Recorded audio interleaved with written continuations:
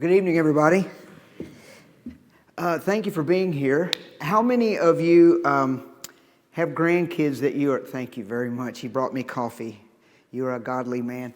How many of you have kids and grandkids that you are concerned about? Maybe you've seen this a little bit or know what I'm going to talk about, and you're here because you're really concerned about it.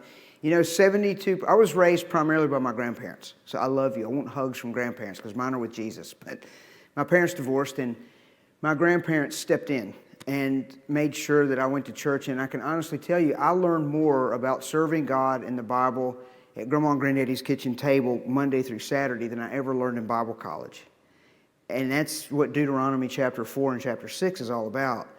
And we've sort of lost that, haven't we, where the grandparents have that. Although 72% of our grandparents in America have something to do with raising their grandchildren directly. And so I appreciate you. And I want to encourage you today as you have influence, and I pray that God gives you continued influence with your grandkids. So just a little bit about Beth and me. This is where we live. It's just up in Virginia, not too far, what you call the Smokies. If you keep going a little further, it's the same mountain range, but it turns into the Blue Ridge Mountains. And the difference is we don't have any traffic whatsoever. And I'm just bragging. It took me forever to get here tonight. And that's okay. I travel a lot. And I travel all over the world. And one of my stops that is significant in my life is at the University of South Africa. So this year I will be in Kenya, and I'll probably be in Uganda, Namibia, and South Africa. And what we do in South Africa, I'm part of their Bureau of Market Research in the Neuroscience Division. So I am their digital addiction specialist. And some of the other countries in the world, Australia and South Africa, are much more aggressive on a national level of looking after their children than we are. And the Philippines would be the same way. And so the crowds there are like this. They're just very aggressive, the Christian community is. In Africa, even though the university is secular, everybody's a Christian. And they don't have a freak out if you mention Jesus. They'll amen you and things like that. But it's not expressly a Christian college. And so this is what we do, but in Virginia, the churches that I speak at are way smaller than this one in my little community. So I'm very blessed to go to, little, big, and all that sort of thing. But I'm most comfortable in this size church. I was telling the pastor that today just because that's how I was raised. But in Australia, I do a lot of research and collaboration with the police there. They bring me in every year for an extensive tour. So for about 3 weeks out of the year, we're running around. Let me give you a little example of what I'm talking about. Today I had the privilege of speaking to the kids over at Berean Christian. And when I did the middle school session, starting with middle schools with the police, we do a lot of qualitative and quantitative research with them for this reason. So let me give you an example of what I did today. With the kids and what I do, aside from the digital addiction, I ask the kids to put their heads down and close their eyes because I don't want to embarrass them or put them on the spot. But I ask them how many of them play video games and have a phone. And that's sort of the duh question. Every hand goes up. So then we get into the nitty gritty. I ask them how many of you, as you're gaming, like in Roblox, especially Roblox is a haven for pedophiles. And it's just terrible. All of them are. Fortnite, all of them. But I said, as you're playing video games and as you're on social media, how many of you have the headset with the earpiece? And tons of the hands go up. And then I drill down to the next level and I say, as you're in there playing video games, how many of you hear adults in the chat room having conversation about things that make you very uncomfortable? Now, that's all I say, but do you know what I'm getting at? They're talking about sex, and a lot of hands go up. And then I say, how many of you have had an adult, as you're playing video games, in these chat rooms, you've had an adult ask you to meet them somewhere else in a private chat room? And a lot of the hands went up. And we see that all over the world, here in America and everywhere. And the challenge that I have, I think, it makes principles and people... Now, today I had no issues whatsoever, but I make people uncomfortable doing that. And the rule in America is don't make people uncomfortable. That's the rule. That's like the unpardonable sin now. And I want you to hear my heart. I'm not trying to make anyone uncomfortable. I'm uncomfortable because I love these kids. I don't even know them. But they're in collaboration with pedophiles every day, and that bothers me. Do you hear where I'm coming from? But most people don't think it happens in Knoxville or in Stewart's Draft, Virginia. You've never even heard where I'm from. We've been saluted in the cornfield of Hee Haw 3 times.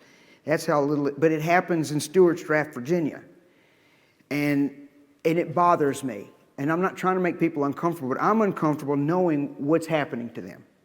And I think it needs to be brought out. So with the police, we have full reign to do it. And we offer them that if you've gotten in trouble and if someone has groomed you and they have gotten photographs and videos out of you and you're on a porn site now, your images are on a porn, and tons of them are, and they're sextortioning you, like they're threatening to send the images to your parents if you don't give more of these images that we're after, come and see us today and we will help you. And they come, and sometimes we put them in the police car, and we don't arrest them. We take them home, and we try to get them help. So does that make sense of what I'm doing when I'm with the police? We care about people. We're not trying to... So I say fund the police. There's a big movement to defund them, but I say fund them. Any amens on that one? Because I work with them, and I appreciate what they do. So we go into school after school after school, and you're going to see some of the research that I do tonight. But more importantly, what you're going to see is what we put together and collaborate with different places like the lab or the police and different organizations to help people. So I do that, and I also want you to know that I normally would never say something like this because I'm not into all the degrees and all of that, although I have them. But I got this reputation for a long time as the guy who hates technology. And so one of my editors, I write books, said to me, you're getting a bad reputation. You should tell people in your announcements and when you're introducing yourself that you also have a 4-year degree in computer science. So I do. I don't hate it. I know what it is and all of that. But we're missionaries. So I graduated from Bible college, and Beth and I spend at least 6 months out of the year overseas, going from country to country to country to country. And these Muslim children, I was at their school all day when I was there, and they watched me like a hawk the first hour, and when they saw that they could trust me, they just left me alone with the whole school the whole day. Now, of course, I'm a missionary, so guess who I represented? It was not Allah. It was Jesus Christ of Nazareth. So while we're out, the bottom line of what we do is that. But these children are suffering with porn addiction, Netflix binging, social media addiction, and everything. The whole world has been gripped by this. So what I'm going to also do with you tonight, I work with doctors and train them, and psychologists and psychiatrists and diagnostics. Now, they have their own specialties too that I learn from them. But what they need from me is professional development, like I would do with teachers when it comes to education and digital addiction, how it's affecting cognition with them. It's diagnostic criteria to understand what addiction is, and when a child is being brought into the emergency department and they've beat up their parents because the parents took the video game controller away from them, what's going on, how to treat that. And this is a friend of mine at one of the hospitals in Australia, and training with the doctors and talking to the doctors and so forth about what's going on inside of the brain. And I'm very privileged to spend time in the media talking about all this as well. So the first book that I wrote in this series was called The Dark Side of Technology, and it had 2 or 3 different covers over the years that it was published, but it's so old now, it's out of date. Technology changes. You know, I often say I go to bed smart and wake up stupid because things change so quickly. So I have to check stuff all the time to make sure it's still even accurate.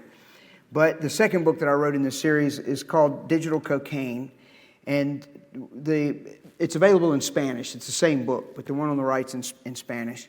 But basically where that cover comes from are brain scans that I'm going to show you tonight. If you look at the scans of someone who snorts cocaine and heroin, someone who uses heroin, their brains are damaged, and you can see it. And when you scan the brains of a digital addict, their brain scans are identical. Because addiction is addiction. You can be addicted to anything. And the area of the brain that mechanism kicks in, the addictive process, is the same for anything that you get addicted to. Therefore, the scans are going to show similarities no matter what you're addicted to. Does that make sense? But in this case, the screens are so lethal that it looks like cocaine and heroin because it's doing the same thing. And so this is a book totally about solutions. And I was not given any page count with this one. And so I just went away several times at different cabins and different things, and I did a lot of research and gathered all this stuff I'd been doing around the world. And when it came out off the press, it was thick. but the problems have just grown over the years. But this is a clinical look of what it takes to get better. And that's where we're going to end up tonight, because I don't want to just leave you with a downer and tell you all the bad stuff, because a lot of stuff is bad. All right, just a little bit of humor before we get going, a little bit of nerd humor. Some of you might be able to relate to this. We'll talk about millennials and Gen Z and Gen Alpha tonight, and how social media is affecting biblical worldview and some of the challenges that the church has. But this next picture, cartoon meme, is of Jesus sitting on the park bench with a millennial, and he says, "No, I'm not talking about Twitter. I literally want you to follow me." And it kind of is whirled into their mindset. I speak a lot in Catholic circles too. I'm Protestant, but I go. This is the confessional, and the guy goes, "Father, I have sinned." And the priest is looking at Facebook, and he goes, "I already know."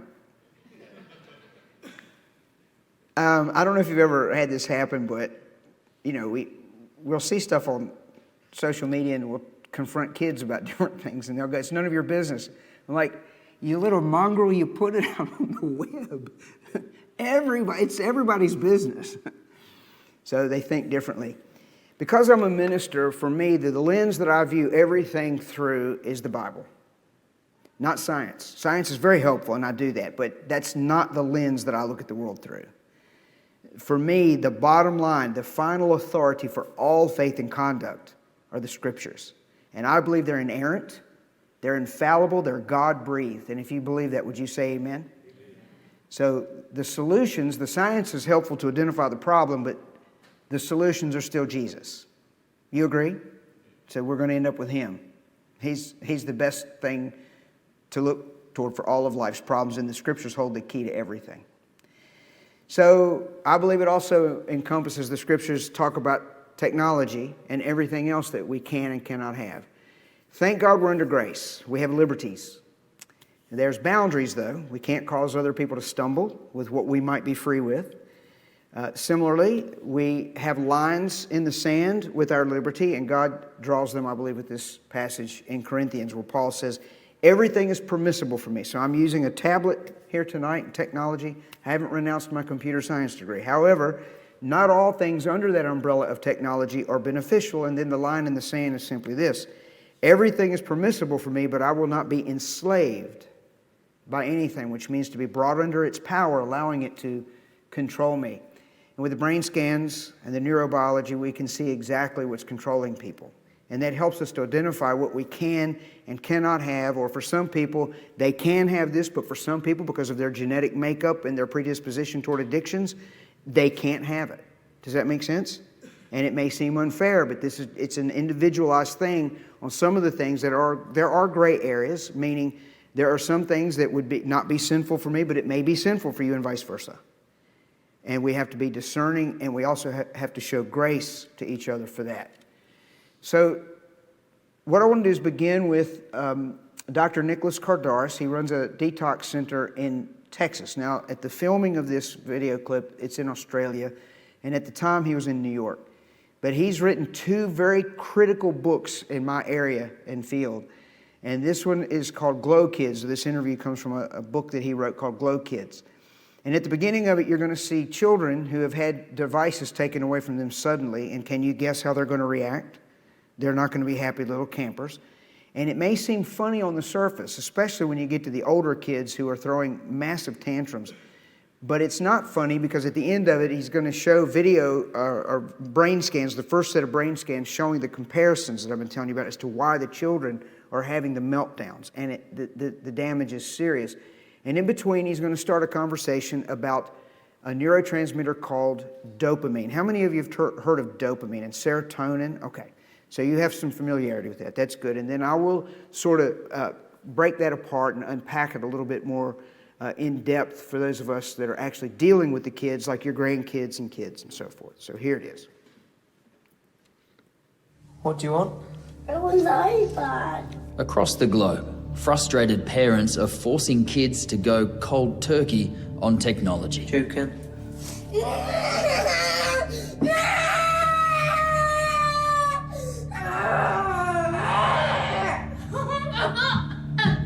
Their reactions are not unlike the withdrawal symptoms of a drug addict.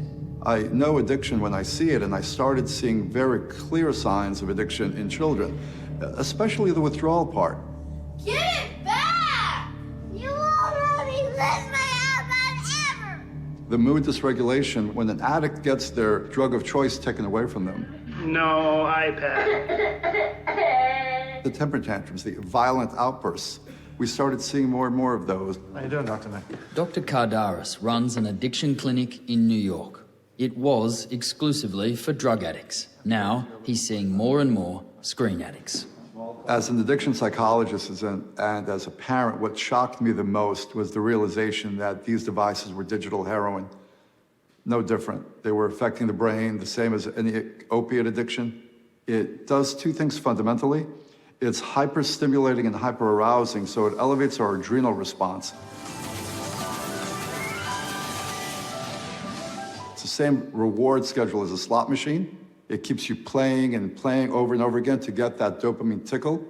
The screen itself, the rapid screen cuts, the radiant light itself, the hyper-immersive effect is stimulating in a way that television never was.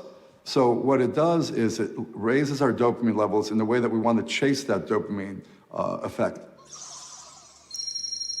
The sounds, it's the achievement. Most of the games are aimed at feeling good when you actually get to the next level. Oh, it's always a reward, you know, bright, sparkly light. So I always pause it at this stage, and if you've heard it before, act like you haven't. Thank you. Anybody want to guess what the average global age of a video gamer is? What do you think it is? 42. Keep going. It's 35 to 44 in America. The global average is 35. In Australia, it's 34. The Philippines, it's 32. And those are millennials. Those are the first group dubbed digital natives, and they were the ones that started with Atari, Super Mario Brothers, and all that. And then, of course, it's progressed, and they've introduced it to Gen Zs, their children. And so there are more dads his age who are video gamers than the kids. So when parents will show up and they say, I'm really concerned about my kids' video gaming, I'll say, I'm concerned about yours. Oh, yeah, well, I'm better than I used to be. Like, you should probably stop talking because you're incriminating yourself. You can't fool me. You can fool your wife, but you can't fool me. So anyway, don't think that this is a kid problem. I target parents. Oh, I'm in the schools all the time, and I target them too, but the source, the drug pushers are the parents. They buy the stuff. It's happy sound. Yeah. This is a brain scan from a chronic heroin addict. Highlighted here is damage to the frontal cortex and surrounding area. It is the part of the brain that regulates behavior and impulse control. In heroin addicts, that part of the brain shrinks and becomes less dense. This is a brain scan from a teenager diagnosed with screen addiction. The damage and the effect on the brain is nearly identical. So in science, for something to be repeatable, to be made, in order to make a claim about something in science, it has to be repeatable. So what you're going to see tonight are various scanning technologies showing the exact same thing from all over the world with every age group. There are no exceptions. Everybody thinks they're the exception, but that's how addiction works. And you're not. Neither am I. But this scares me. Now, the good news is it can be repaired. So I get asked quite often, what is it about the screen that is so addictive? Is it the waves coming off of it, the photons? Is it the light? Yes and yes and yes. What it is the brain works on novelty. So the reason why Dr. Kardaris likened this to gambling is because the brain is always wanting something new. That's not a bad thing. The brain likes to learn. It likes to know what's behind door number 1, door number 2, door number 3. And before screens, children actually enjoyed math class. Some of you who are older, do you remember that when you first started learning algebra and it wasn't so awful? Now, there's a certain age where it's always just been awful. I'm serious, but for some of us, we enjoyed learning and it wasn't stigmatized like it is now. But what happens with math, is that if you're learning off of paper, the proper amount of dopamine is hitting the brain. You're not going to get addicted. But you will sit there and you will be working on something, trying to figure out an algebraic equation. And as you get the answers correct, dopamine hits it and neural pathways form and you learn it and you actually enjoy it. Am I making sense? Because the brain wants to learn. It wants new things. It works on novelty. But with gambling, what happens is it is speeding up that process of novelty. So the fruits are spinning very fast and the brain gets very excited, wants to know if it's going to be cherry, cherry, cherry, because if it is, there's going to be a ding, ding, ding, and a lot of money fall out of the bottom. And that surges dopamine into the brain. And that kind of novelty is very addictive because of the sheer amount of dopamine that it's generating. And the screens all the more, because when you combine that with the interactivity, what he was talking about, the rapid cuts and interacting very rapidly, that also jacks up the dopamine. And then in children, I have friends, you may be surprised, but I actually do. Dr. Lilith Mendez in Colombo, Sri Lanka, has done an enormous amount of research on children with the photons that come off of the screen that get in their little brains and bounce around. And so you hand the phone to them as a babysitter because it's the best one ever been invented. Have you ever noticed how they will just stare for hours? Here's the challenge I have to you. Put something on there that cognitively they have no idea what is on that screen. Put on a sitcom that's way above their intelligence level and you watch them continue to stare, not having a clue what they're watching.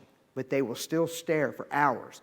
It is not the content, it's the medium. It's the screen making them stare, and of course they get addicted, and when you take it away, they have a withdrawal, and you saw what happens, they explode. Am I making sense to you here? And no child the exception. So what I want to do is I want to show you some of the things that concern me gravely, because it's the spiritual aspect.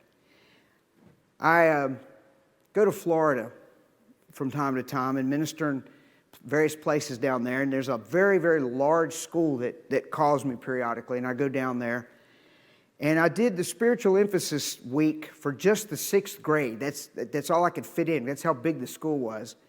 And they actually let me do research, and I was surprised. I get to do research in other countries, but usually the Americans don't want the bad stuff coming out.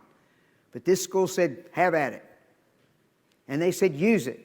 And hats off to them. That humility will cause God's favor to come. Do you believe that? But they have problems. So this is 6th grade, and when I surveyed the 6th graders, I just simply asked this. We set up a research project so that they could go to a screen and they could answer things, and then all this tabulated and spit out the graphs for us. What are your favorite apps? TikTok. The number one platform for spreading LGBTQ ideology and spreading gender dysphoria is TikTok by far. That is the platform of choice for the activists for LGBTQ globally. So now we're having children. I got a call 2 weeks ago. I spent a lot of time out in Oregon, which is a very left-wing progressive state. Pastor calls and says, hey, is your book ready? Because I'm in the middle of one right now on gender identity, and I'm writing it for middle schoolers. And I said, oh, I'm sorry, Pastor, it's not ready.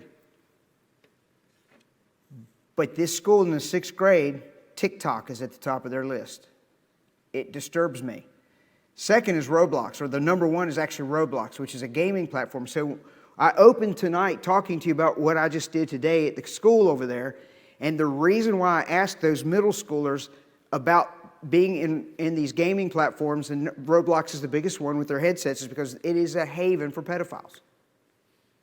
So I said to them, you should get rid of the first 4 and YouTube in one fell swoop and never use it again. And how do you think their parents react to me? Now, I haven't said this to them, but I say it, rhetorically in front of you. Sometimes I think I love them more than their parents, and I don't even know them. Because I just say it. You should get rid of it. Why? Because, look, the hands went up. They're in chat rooms with pedophiles, and they'll tell you. Oh, but I watch over my kids. They're pretty good with technology. We check on them. No, you don't. Stop lying. I don't say that. I'm saying it rhetorically now, but these are the things that go through my mind. You still love me? Am I making a compelling case here? So I survey them. I don't just tell you what my opinions are. I go get the numbers. And I just feel like most days, to be honest with you, quitting and just stopping. And then I've got some men in my life, my good friends at home, who kick me in my rear end and say, shut up, you little sissy, keep going. Now, that's how rednecks talk to each other, and I'm good with that. So this goes back to today. Same thing happened today. I asked them, have you ever chatted with someone online that you do not know? Look at the numbers. Found the same numbers today. These are children, 6th grade, talking to people whom they don't know. And then the bullying. That number may look low to you, but those 20%, if you were to scan their brain, you would see post-traumatic stress disorder just like a soldier who's been in war. The brain scans of children who have been bullied are like a frontline responder who've seen tragedy. That's a lot of kids. And they should not have that at that age. Do you agree? So this comes into a moral thing. I asked them, if you play video games, are you aware of age restrictions? 60%, well, of course. So what are they doing at this Christian school? They're lying. And then I have to remind them, you ever heard of these commandments? There's 10 of them. They're pretty famous. Yeah. Well, obey it. Don't lie. Yeah, but it's just, yeah, but you're going to but yourself in trouble. Do you see the moral implications of allowing them to lie? And we should be teaching them to tell the truth is the whole point here. But they know they're lying. And there's no conviction at a Christian school. And there should be. So then we did a mashup. Because I asked them informally, would you please list all of your favorite Netflix series? Now, if you're not familiar, and if you're not familiar with these, good. Or as we say in Australia, good on you, mate. That's good for you. You shouldn't. But if you are, you will know that some of these things are absolutely foul. And series is not a one-off. This is something they binge on. And then I asked them, who are your favorite social media influencers? And again, this is scary stuff, who they're sitting under. Their pastors and youth pastors should be the influencers in their lives. And more importantly, their grandparents and their parents. That's who should turn up on here. If you were to ask me who influences me the most, I would still list my grandparents. But some of these people are absolutely foul. And then I said, what are your favorite YouTube channels? And again, which is basically still social media influencing. And if you dig deep behind some of in this mashup, now the large ones, in case you don't know what a mashup is, it's taking a large pool of data and it's counting them, and the ones that have the most hits or the most numbers are the big letters, and then it sort of goes back from there. Does that make sense? And so, but because it's so many of them, that's just how we visually represent these things. And some of these people are just awful. Children should not be sitting here watching their videos. And then I said, what are your favorite video games and your video game channels and your video game influencers? And again, this is their culture, this is their world, and they can go on and on and on about this. But if you ask them about Matthew, Mark, Luke, and John, Abraham, Isaac, and Jacob, they look at you with a blank stare. In church. And it should not be that way. It should be quite the opposite. I know what you're thinking. You were born a long time ago, Brad. You really need to catch up. Oh, I'm right up. But I don't like it. Now, I was out in Rialto, California. I'll be out there this month speaking at a big conference in a church in Diamond Bar in Corona. This is churches in L.A., right outside of L.A. in Rialto. It's a big church, and they have me out periodically, and they have a big school. It's a great school. It's a great church. But just like every other place, the pastor is awesome. The teaching is line upon line, precept upon precept, here a little, there a little. The word is going forth. The youth group is doing it. The school is doing it. But because the children are tethered with their phones 24/7 outside of the church, the main influence while they're sitting in church is coming from outside of the church. That's what this data is showing you. And I'm not making this up. Everywhere we do this around the world, this is what you see in church, in Christian schools. And so I was showing, so this happened in Florida. This data was collected in Florida. So I'm out now in California, and I am relaying this data at a Christian school, and the principal was filming the reaction of the students, and then afterwards she gave me the video and said, show this to everybody. Now that's humility. So I want to show you, you're going to see me on the stage, and these were good kids, but I just want to show you where their hearts are. When I'm on the stage doing the chapel service and talking about Jesus, flatline, no pulse. But the second I started showing the Roblox and the Instagram and all of these social media influencers, I want to show you how they reacted. They came to life. How about the social media influencers?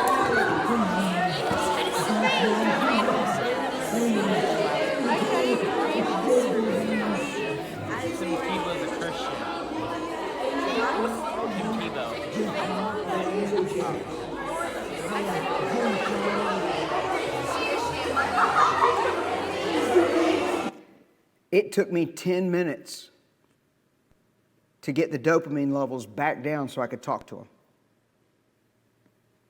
Do you see where their hearts are? Do you see where their intimacies are? Do you see who's captivated them? It's not Jesus. It's not the Word of God.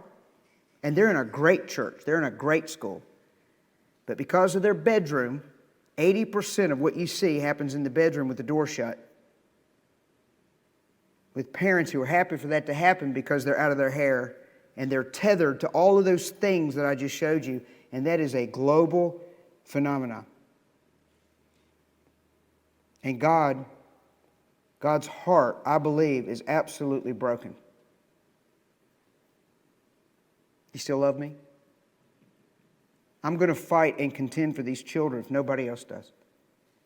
I'm going to. I'm just going to keep at it. And eventually, I'll probably just run out of places to go. And then I'll finally get to do something else. But I'm actually pretty busy. I'm surprised every day the phone rings when somebody asks me to come and speak. I am shocked. This is hard to hear, and you should be the one gathering the data. This is hard for me the magnitude of what's going on. And this is what we find. 1 in 6 of all those students that I showed you are now identifying as LGBTQ. I saw some stats last week. I haven't verified them yet. That it's now upwards of 25% now. But this is what I can tell you. Now that doesn't mean that they are part of the alphabet. It means they could be, but they're also what they call an ally. They're supportive of it. And they're going to go against anything that comes against it. Only 37% of our American pastors now have a biblical worldview in America. And this is why I am telling some of the guys before the service tonight. Well, let me finish this. 37% of our pastors have a biblical worldview. The millennials and the Gen Z, only 4% in the church have a biblical worldview. That means the lens through which they view everything, only 4%. And then some new shocking stats came out more recently. And for those of you who are documenting this, if you're filming this, I will go ahead and put the slide up so that you can have the visual of it. The parents of preteens now, this research was done by the Barna Research Group, which means it's Christian. Only 2% of the parents who are raising preteens have a biblical worldview. So they're not raising their children with a biblical worldview. So the stats that I was just talking about, the Barna and Impact 360 Institute, these are Christian research organizations. The Gen Zers, those born from 97 to 2012, depending on who you read and research, but generally 1997 to 2012, only 4% of a biblical worldview. The millennials, those born from 81 to 96, only 4%. And it doesn't get much better with the Gen Xers, those born 65 to 80, only 7%. And the boomers, 10%. And the conclusion, given the prevalence of social media and screens. Now, I'm going to stop right there for just a second. What this is saying is they have a worldview. They definitely have a worldview. It's just not a biblical worldview. So what they found, given the prevalence of social media and screens in our society, we're seeing an acceleration of ideas, beliefs, a worldview, and practices that are out of step with what God has revealed in the Bible. Atheism is on the rise in Gen Z. Today's teens are less Christian and more confused about moral and spiritual truth than ever before. And the digital link is the primary causation of that, and the suicidal ideation, the depression, the anxiety, the ADHD. And this is what God has asked me to deal with. And I'm so glad you're here tonight. And again, I'm not going to leave you on a down note, because we also see great success when people decide to put their hand in the hand of the Father. Jesus is still very much alive and well on planet Earth. Very alive and well on planet Earth. Today I showed a miracle that happened. And do you believe Jesus works miracles? They didn't act like it today. It's like, what? I don't know. I study this, but I still haven't gotten my head around everything that they believe. All right. Let's go back to the brain for just a moment, and let me show you some brain scans of why these children are the way they are. Why neurobiologically they are so attached to everything but God. So this scanning technology is spectacular. Do we have any neuroscientists here, any doctors here? I'm going to explain these SPECT scans, and then I'm going to show some brain animations. And I just want you to know, if you're a doctor, I speak to second graders and first graders and third graders, and if I were to talk about neurons and enzymatic barriers at the dopamine receptor level, I would lose them and they would eat me alive. So I oversimplified my brain animation, so please give me grace, okay? Thank you. If you've ever been in a CT scanner, the thing that looks like a donut, you can put some attachments on it and scan the brain, and it's just a CT scanner, and it becomes a single photon emission computed tomography scanner. Some of you may be familiar with the work of Dr. Daniel Amen. He's all over the television for good reason. He's a good guy. He has these clinics all over America where you can go and get these scans done, and then they can help you see what parts of your brain need some work. But in this context, these are just brain scans of addicts, both traditional drugs and digital addicts, so that you can see visually why the kids are throwing the fits like I showed you before. And it builds upon what I showed you in the very first clip with Dr. Kardaris, just a different scanning technology showing the same thing. So this is a baseline of a normal, healthy brain. You scan somebody's brain that you think is damaged, and you compare them, and you can tell if there's a difference. So the first one I'll show you is someone who smokes marijuana. And it becomes very clear why. They process things slowly, they speak slowly, and over time that sets in and can become permanent. And what you're seeing there, the brain is not actually shriveled. What it's doing is measuring activity, and in this case it's the blood flow. So where you see those holes, the blood has stopped flowing. And so it's not getting oxygen, not getting nutrients, it's shut down. And it's changed their personality, it's changed their cognition, it's changed their spirituality. People on drugs usually are not too interested in God. And you can clearly see from that opening verse that I was talking about from Corinthians 6:12 that all things are permissible. So if you go to the doctor and they give you a prescription with penicillin, you should take it. But if you keep taking it beyond what you should, you're going to then have a bad thing happen. You're going to no longer, the bacteria is going to build up resistance to it, and it's not going to work anymore. So then it becomes bad. Too much of a good thing can become bad. And in marijuana, you should never use it, period, nor cocaine. But this is what a cocaine addict, so they put the white powder up their nose, and this is what happens. Similar to the heroin scans and the digital screen addiction scans that I showed you, video gaming can be addictive in the same way as cocaine and gambling. An ever-increasing amount of clinical research correlates screen tech with psychiatric disorders like ADHD, addiction, anxiety, depression, increased aggression, and even psychosis. Perhaps the most shocking of all, recent brain imaging studies conclusively show that excessive screen exposure can neurologically damage a young person's developing brain in the same way that cocaine can. So, here's the cocaine brain. Meth affects the brain similarly, but just in a different region. But you can see things are starting to shut down. There's the normal brain. This drug went in through a needle, and you see where the blood flow has just stopped in big areas of the brain, and worst of all would be the porn brain. And this is the number one problem that we have in digital addictions, the porn brain. And those who, in the clinics, the clinicians who have to deal with addictions of various sorts will tell you that it is much more difficult to treat a porn addict than it is a heroin addict, and you can look at that brain scan and see why. If you know anything about traditional drugs, people would take cocaine and get on a high for 2-3 days and stay awake, but in order to come down from the upper, they need a downer, so they use heroin to come down. When that stops working, what they'll often do is combine them. So chemically, pornography is doing the same thing as the mixture. It's called a speedball, but it's mixing heroin and coke, and so those brain scans are even worse than heroin. And that addictional number 3 came in through a screen. So stimulation, if it's alcohol, it'll go through the mouth, metabolize through the liver, and go to the brain. If you smoke cigarettes, it goes in through the lungs. If you snort cocaine, it goes in through the nose. It all ends up in the same place in the brain where the addictive process takes place. The only difference between screen addiction is the stimulation goes in through the eyes, and you get stimulated that way. Hence terms like binge watching. Binge watch. They take that from the drug world because it's addictive, and you binge on it just like you would any other drug because it's doing the exact same thing. I read a report not terribly long ago. In one region they were studying, marijuana use went down and smartphone use went up. Why? Well, they didn't have to pay for marijuana because the phone was doing the same thing. So they were just getting their high from porn and other things.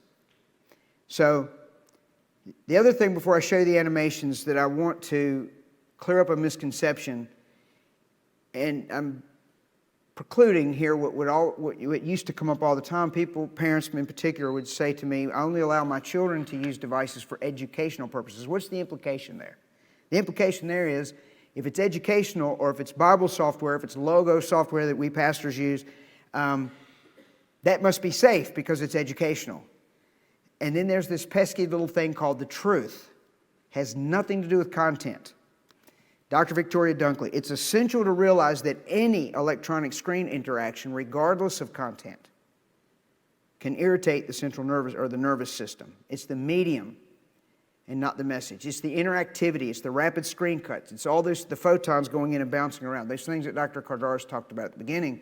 So it wouldn't matter if it was an educational video game. If it's built on a system of rewards, it's called gamification, then it's bad. I ended up speaking, I write for a group called Globe Ethics. They're out of Geneva.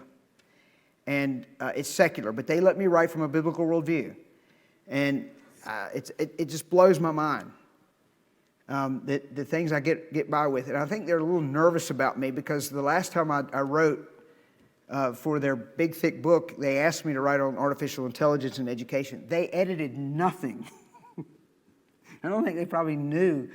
They knew. They're smart people, very smart people. But in this book that I wrote for them, I was just giving solutions about digital addiction because they came to me and they said, look, this was the first essay that I wrote in the very first edition of their book that they wrote on ethics in higher education. And they came to me and said, look, we know that the implementation of one-to-one laptop and tablet programs, we're creating addiction in people because it's known. It's not like I'm saying something that nobody else is. A lot of people know it. So they said, ethically, how do we solve it? So I wrote a very long chapter on how to solve that. I can't solve it, but how I can mitigate it. And so as a result of that, I ended up in Canada at the Global Online Conference, or the World Conference for Online Learning, where all the people are gathering who design online curricula for universities and homeschool and all this sort of stuff. And so there you had all the video game companies in collaboration now with universities because they're gamifying all the curricula to compete with video games because 97% of our households video game. And so they're trying to gamify the curricula to compete so that the kids will still come to school after high school. And so they had course after course after course and all these thousands of people. And then there's little old me going, in my track, we got a problem. It doesn't work. And they didn't get mad. It shocked me. They listened to me. I don't know if they acted on it, but they invited me back the next year. So I'm amazed whenever I even get to speak. It has to be God trying to love people. But what I'm trying to say to you is this is known, and yet they still crank this stuff out, and we have an ethical dilemma on our hands because of it. So how does this work? This is the oversimplification of a very complicated process that takes place in the brain down to the cellular level, the neurons, and the dopamine receptors and so forth. So let me visually describe something to you using theater of the mind, and then I'll go over this. The way the brain wants to work when it's normal with entertainment, because we need entertainment for stress relief. Entertainment is not bad in and of itself. It's when you get the wrong kind of entertainment and too much of it. There's sinful entertainment we as Christians should not be looking at. Somebody please say amen and help me out. I'm dying up here. I know, the guy's preaching holiness. Get him out of here and let's have somebody who's motivational or something. It's so quiet whenever you bring God into stuff. And I just wasn't raised that way. We always liked God when I was growing up, and we would amen. But anyway, I'm kidding with you, because I know it's hard to hear. I'm just trying to lighten it up a little bit. So you have entertainment, and what happens is we entertain ourselves by having a good cup of coffee and having a conversation with someone, telling jokes to each other, and just being with each other and having koinonia fellowship and going hunting together, whatever it is you do, play golf, whatever it is. And that's very good for us. And the dopamine spikes go up a little bit, and there's nothing wrong with that. But what happens is the dopamine goes up, but then when we're not being hyperstimulated with drugs and screens, serotonin then comes in, and that gives you the feeling of satiation. Basically, you know what? I really enjoyed that. After the fact, after everything's over with, you think about it, you go, that was good. That was good. And you don't need the golf anymore. You don't need the fishing anymore. It had its place, and now you can move on, and the memory of it's good enough. Does that make sense? What happens with drugs, including the digital drugs, the dopamine curve never peels off so that the serotonin can come in. It constantly goes up, and it blocks serotonin from getting into the brain. So you never have satisfaction. And what do? You keep chasing the dopamine, and you're never satisfied, so you keep chasing. Satisfaction causes us to peel off and go do something else. Hyperstimulation blocks serotonin, and we chase dopamine. Does that make sense? And that's what the screens are doing, regardless of content. So to make this a little bit more simple, that area of the brain is called the pleasure center. And technically, if you're medically inclined, it's the nucleus accumbens. And this is where we feel. There's several places in the brain that we feel, but this is where we feel joy and pleasure. Nothing wrong with it until we get too much. And it's fueled by this neurotransmitter called dopamine. So if the stimulation comes in through the eyes, through a needle, through alcohol, whatever it is, or just playing a game, a good card game, or whatever it is, nothing wrong with those things, dopamine goes in there, and it will flood or drip right into the middle of the brain. And on brain scans, you can see that certain areas of the brain that are being excited. Blood flow's normal, everything's functioning, neurons are firing. And so I just visually put that lighting up because on brain scans you can see it. But if you'll notice, there's a wall forming. So when we get too much dopamine, what the brain is doing is blocking out that dopamine, saying stop. Not balance, not limit, not do less, but stop and go do something else.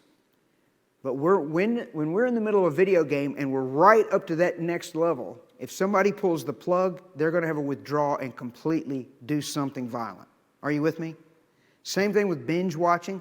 You ever gotten to the end of a series and you say, okay, this is the last one, I'll watch one more. 3 episodes later, you go, I mean it. It's 1 o'clock in the morning. This is the last one. You ever done that? That's dopamine, out of control. And so you'll get your fix, but the problem is the wall is going to get bigger every time you do that. And over time, you've got to then binge to constantly to feel it more. Works with alcohol that way, works with cocaine that way. all of the drugs and the screens, the Netflix, the different levels of the games. And so all the people who binge, they end up with this big wall in their brain. And eventually, I want you to notice, the wall gets really big. It blocks out all of the dopamine, and watch the middle stop lighting up. We stop feeling. And children will say, I'm bored, I'm bored. And now we have an epidemic, a pandemic of boredom all over the world because of screen saturation, and it's not healthy. Suicide is always the result of many factors. As we are not teaching kids as many skills to self-regulate and deal with difficult emotions, well, one thing that a device can be is a great way to distract. Not being able to have my phone for a week, definitely, I would get really bored, and I feel like I would be stressed out. Typically when I get bored, I do pick up my phone. I had people to talk to, but they got bored. I don't know, it's just something that I do when I'm bored. Oftentimes it's a child who's simply bored. Yeah, I'm pretty much bored. I get so bored. Sometimes when I'm bored. Because they were bored. And they're bored. Boredom. He is so bored. My mindset's got worse and worse just because I felt so unproductive and I wasn't doing anything, and I felt like that's pretty common. Most kids are bored, cooped up, and feel unproductive. At 12, here again, I was helping my dad. We're still milking cows, we were still raising hogs, carrying water, we still didn't have electricity. I had to have the tractor gassed up, everything hooked up and ready to go. So I mowed their lawns, some housework for those folks. I didn't even know the word bored. And if we continually interrupt that boredom with distraction with screens, I think that we are removing kids' abilities to deal with their own thoughts. And then that carries the risk then of being in a situation where parents are fixing everything, and you combine that with situations in high school where parents have fixed everything, I've not been taught how to deal with my own thoughts. Life is kind of hard. I have no idea what to do with this. So let me explain to you why this is so detrimental. There's a period of time where the creative development of the brain happens more than at any other time. It's somewhere around 3 years of age to around 8. And the neurons that are, from 0 to 3, a child, an adolescent, infant's brain will triple in size the first 3 years. I mean, we're talking about an unbelievable amount of growth with neurons developing. And then the brain later starts to go modular, so they call that sponge brain. You can teach them multiple languages with perfect accent during that time.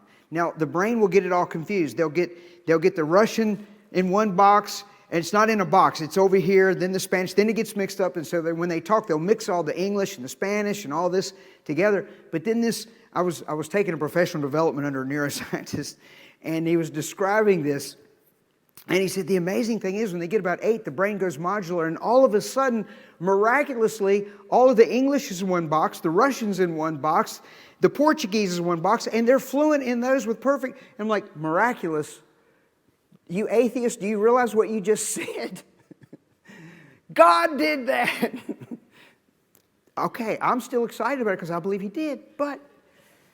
So I'm like the radical in the room going, hallelujah. So what happens is with this boredom, a parent, and listen to me, I gotta pause for a minute. I don't think parents are evil who have raised their children with a screen. What I think is you didn't know this stuff. And I think God brought you here to give you grace and to redeem it. Do you hear what I'm saying? God is all about redemption. He doesn't want you in hell or your children. We have a problem, and if you don't deal with it, that is an option, but that's not the option He wants you to take. He brought me here to speak life and life abundantly because that's what He does. So stay with me. So the creative part of the brain from about 3 to 8 is just off the charts.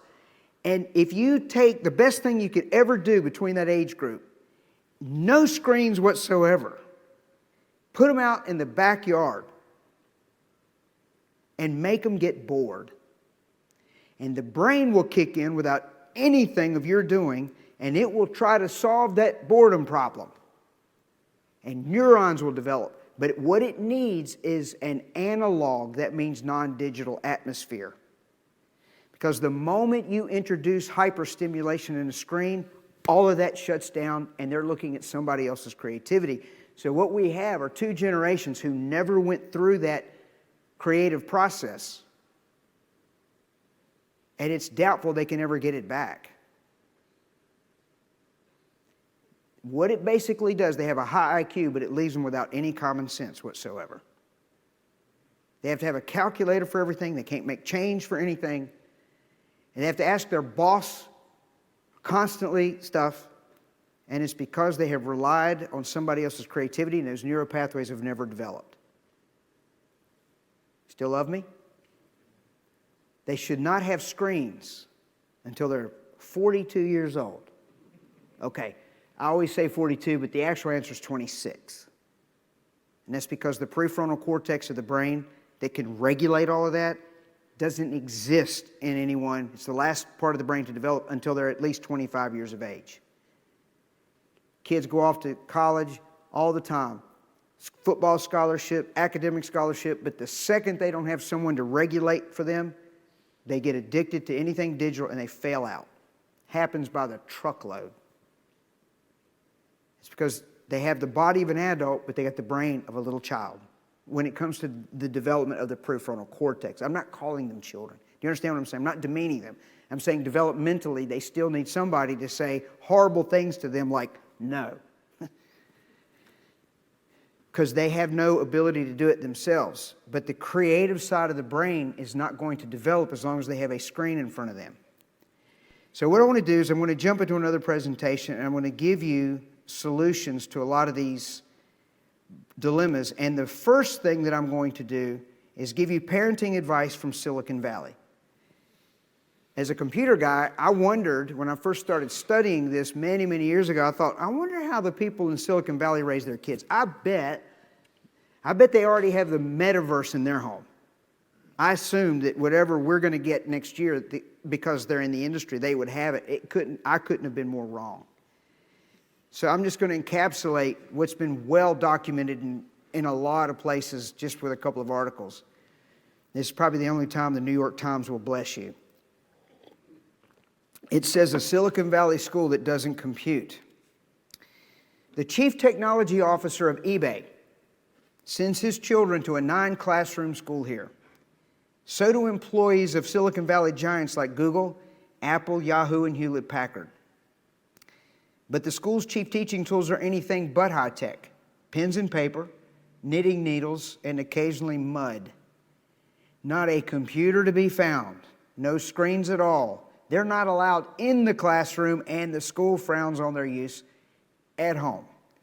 Why would Microsoft, Hewlett-Packard, Apple, eBay, Yahoo, why would they sign their kids up for that and agree to it?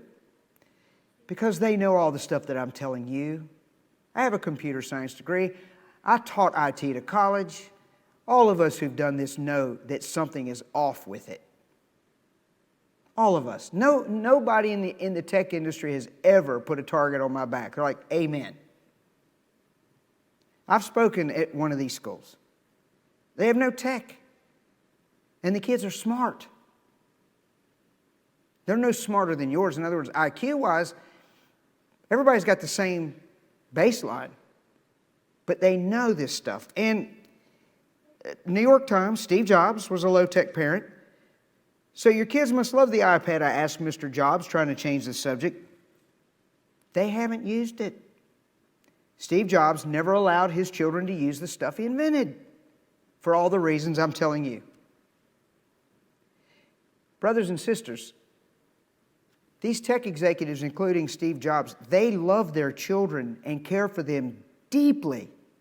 Not yours, theirs. But there's your parenting advice from Silicon Valley. I've had people, after I've shown these, say, that infuriates me. Good. It's about money. Do you understand that? They want your school to buy all this stuff. I've been speaking to public school boards. I got an invitation, another one today, to meet with the school board directors and the school superintendent, Dr. So-and-so, I forget, it's in Virginia, and And I'm honored to do it. I can't believe they're having me do it. These invitations are coming in. It's because it's run its course. And they're desperate. You know they're desperate when they call me. Because I'm going to talk like this. Maybe the only time, but I'm going to tell them just like I'm telling you. Say, I love you, I love your kids, and here's what's going on. And God is really good. So, what do you do? Well, I'm going to give you some more advice. This is 4th grade class. And I had just asked these students, because I'm all about the research. I really want to know what they're doing. And they'll tell you. They will tell you everything. So I just said to them, how many of you, and I asked the same question today, got the exact same response. I said to them, how many of you, your parents allow you to have internet-connected devices in your bedroom overnight? That's how many hands went up. Today, there, and everywhere. This is 4th grade. So that night, after speaking at the school, we had a parent meeting. Now, this is not in our country, because you never had this many, but it had 500 parents show up. And at about this part of the presentation, I said to the parents, how many of you allow your children to have internet-connected devices in their bedroom overnight? I counted. 7 hands went up out of 500. And I said, let's try this again, because it's really funny, your response. Let's have a look at how your children answered that question this morning. And I put this picture up there, and this embarrassing gasp went throughout the auditorium. And I said, let's try this again, but no lying this time. And sheepishly, all the hands went up. I said, now we can get somewhere. Now the truth can free you. And you need to answer truthfully every time. Amen? You shall know the truth, and the truth shall make you. And that's a Joel Osteen statement for those of you that want the motivational deal. That's a good thing, okay? I'm trying hard to make this as positive as I can. But now we can get somewhere. So what's the lesson? 80% of the problems that I have been talking to you tonight happen in the bedroom with the door shut, with parents who ignore their kids and tell me, oh, we check on them. And they don't. And they're in chat rooms with pedophiles. I saw it today. And my heart breaks because I'm feeling God's heart. Do you know that? I'm feeling God's heart. And I'm saying, stop it. Repent. Repent. It means turn around and go in a different direction and think differently about it now. We're Christians. We're to be separated. We are to be separated from evil and set apart for God's use. One amen. I'm dying up here. Somebody help me. Just a little Baptist amen. Just a little one. Thank you. The reason why I had to put this up there, the common sense issue. I was speaking at a large school, relatively large school, and it was actually a Microsoft mentoring school. And all these kids were out there, and around the peripheral were the teachers. And so at the end of the thing, I still had this slide up there. And it was just that part. And this teacher, very nice guy, early 20s, he was a millennial. He looked down at me because I'm short. And he said to me, well, if I do that, how am I going to wake up? Now, I didn't say it, but I looked up at this Nephilim, and I thought to myself, now you're awake. I looked up at him, and I thought to myself, dear God, he's educating children. But knowing he's probably raised on Atari and Super Mario Brothers, and that's all he's ever done, and somehow he managed to eke out an education degree, and he got hired at a school, probably, I don't know how they found him. Bless his heart. And I didn't mean to bless your heart the good way, the other way.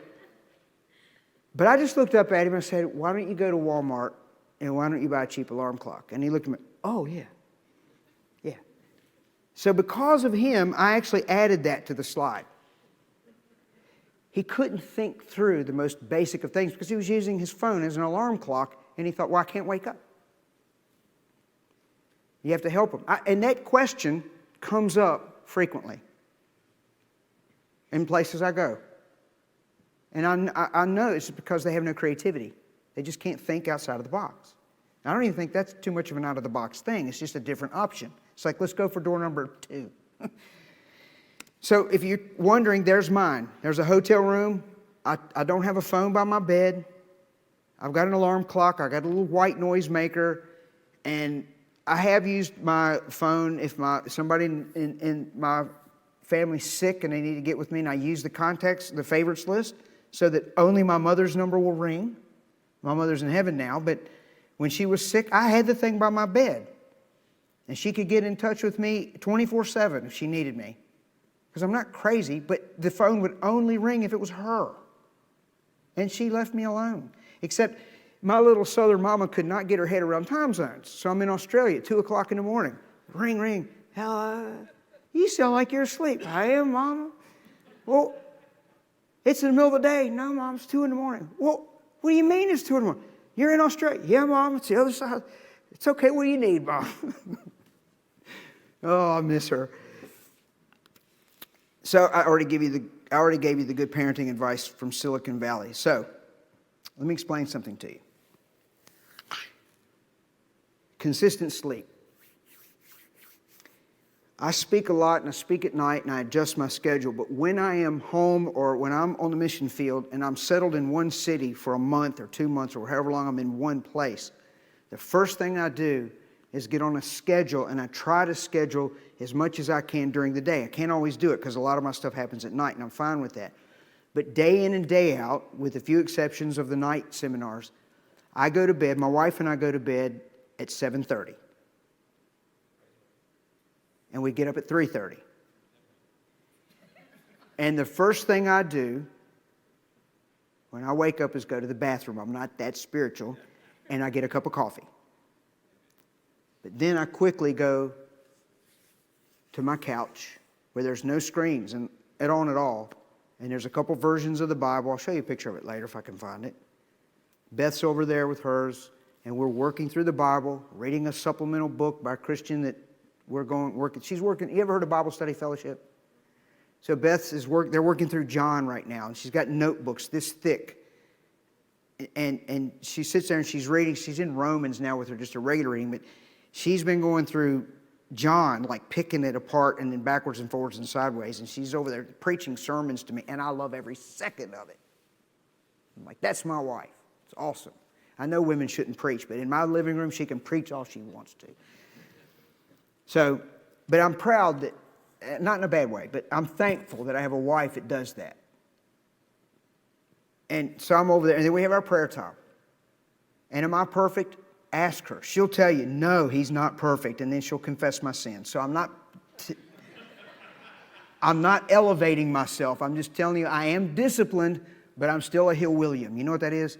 That's a high-class hillbilly. I still have a redneck carnal nature, and she and the Holy Spirit, sometimes I think they're the same, get on me constantly, okay? So I'm just saying, though, the benefits of sleeping, and I want to show you a sleep monitor. I have a sleep monitor on my watch. Many of you probably do. I have the Garmin, for whatever that's worth. It's an accurate one. Some of them are better than others. This one happens to be a really accurate one. So what controls our sleep is our brain stem right here. And it sends out a pulse about every 90 minutes, and we go in and out of various phases of sleep. And you've probably heard of it. There's light sleep, which is the light blue. And then there's REM and deep sleep. REM stands for rapid eye movement. The good stuff happens during the deep phases. It's when the short-term memory dumps all the stuff that the kids have learned during the day into long-term memory, but it only happens if they sleep enough for their age, and they need 9.5 to 9 3/4 hours of sleep every night, and if they have a device in their bedroom, they're only getting 4 to 6 hours of sleep, and cognitively their attention spans are short, they have depression, they have anxiety, and they're not learning. Even though you're watching them, whatever that means. I don't know what that means. But the way it should work is 8 hours for adults, 9.5 to 9 3/4 for them, and every 90 minutes we go through these phases. And if you total up those dark, let me back it up. If you total up those dark from your full night's sleep, and you can see I sleep very well, and it equals 40% or more of your total night's sleep, which is that number. I slept 7 hours and 54 minutes, and that means that I woke up, the pink. Sometimes you'll see a pink in the middle. It's because I had to get up and wee. Don't look at me like that. Everybody does that. And that's okay, but if you total that up, then your brain has fully reset. You've got all the energy in the world, and cognitively, you're going to be good to go. And then when you get up at 3:30 in the morning after 8 hours of sleep, you're going to be an absolute sponge for God to speak to you through His Word. And you do that day after day after day, month after month, year after year, you will be more spiritual than you were the year before. And books, the best things in my opinion that have come out of my books, or that are in my books, have come from my couch, not from the data that I've procured. It's because those are the things I believe the Lord has told me to put in there. Now, you may differ. You may look at it and go, you're harsh and unloving. I hear that a lot. I don't think, I'm a lovable guy, I think. Because I love these kids. I love the parents. All right, other things. No music while studying. And no music while sleeping. We'll get to you, and you're going to be the first one, okay? You can be the first one, I promise. And if I forget, stand up. You're very big. I'll get scared, and I'll call on you, all right? Okay.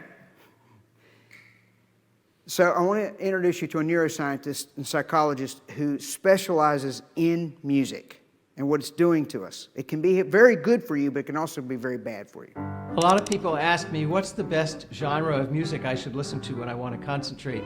And the answer is none.